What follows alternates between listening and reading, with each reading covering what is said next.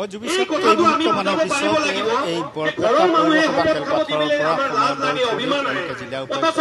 গণতন্ত্ৰৰ আটাইতকৈ ডাঙৰ স্বাধীনতা ভোটদানৰ অধিকাৰ যিটো নিজৰ ঘৰৰ ব্যক্তিগত মানুহে কাক ভোট দিছে নেদেখাকে দিব লাগে সেই ভোটটো আপুনি কাক দিব আগতীয়াকৈ ডিক্লাৰেশ্যন দিয়াৰ যে পৰিৱেশ নৰেন্দ্ৰ মোদী চৰকাৰে আনিলে বিশেষকৈ মহিলাসকলৰ তেওঁলোকে 10,000 লোকক ইয়াত সমবেত কৰোৱা বিধানসভা সমষ্টিসমূহৰ পৰা যিহেতু দিগদাৰ মুখ্যমন্ত্ৰী এই মুহূৰ্তত আছে মই পোনে পোনে তেওঁৰ কাষলৈ যাবলৈ যত্ন কৰিম প্ৰথমতে আপোনাক শুভেচ্ছা জনাইছোঁ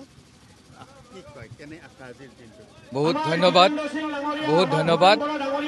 যথেষ্ট উৎসাহিত গোটেই কৰ্মী আহিছে ৰাইজ ওলাই আহিছে গতিকে যথেষ্ট উৎসাহী এই শোষণৰ শাসন আমি অন্ত পেলাব লাগিব আজি মোদী আহিছে এই সমষ্টিত নিৰ্বাচনী প্ৰচাৰ দাবী কৰিছে আপুনি দেখিছে নহয় ৰাইজৰ উৎসাহ পৰিৱেশ সলনি হৈছে নে নাই গতিকে যিমানে পাৰে মানুহে এইবোৰ শোষণ দি শাসন কৰি থকাত গতিকে আৰু এইটো নহ'ব এই ধৰণৰ শোষণেৰে শাসন কৰি পেলাই এনেকুৱা মানুহক প্ৰত্যেকটো মুহূৰ্তত শোষণ কৰি থাকিব গতিকে ৰাইজ জাগ্ৰত হৈ ওলাই আহিছে দেখিছে নহয় কিমান ৰাইজ আমাৰ বাছ নাই বাছ বন্ধ কৰিছে মানুহ আহিব নোৱাৰা কৰিছে তাৰপিছতো মানুহৰ সমাৱেশ কিমান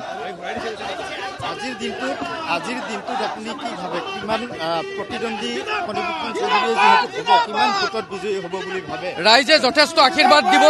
ৰাইজৰ আশীৰ্বাদীৰে পৰিপুষ্ট হৈ অসমীয়া মানুহ প্ৰত্যেকটো সময়ত আমাক আবেগেৰে যি ধৰণে আমাক ঠগাই আহিছে গতিকে এই ঠগনৰ উত্তৰ এবাৰ অসমৰ ৰাইজে বৰপেটা লোকসভাৰ ৰাইজে দিব হয় মই পৰিৱেশটো দেখুৱাম জ্যোতিৰ্ময় আছে দেখা পাইছে চাওক মানুহে হিলদল ভাঙি ওলাই আহিছে বৰপেটাত আগতেও বৰপেটাবাসীয়ে কংগ্ৰেছৰ MP দিছে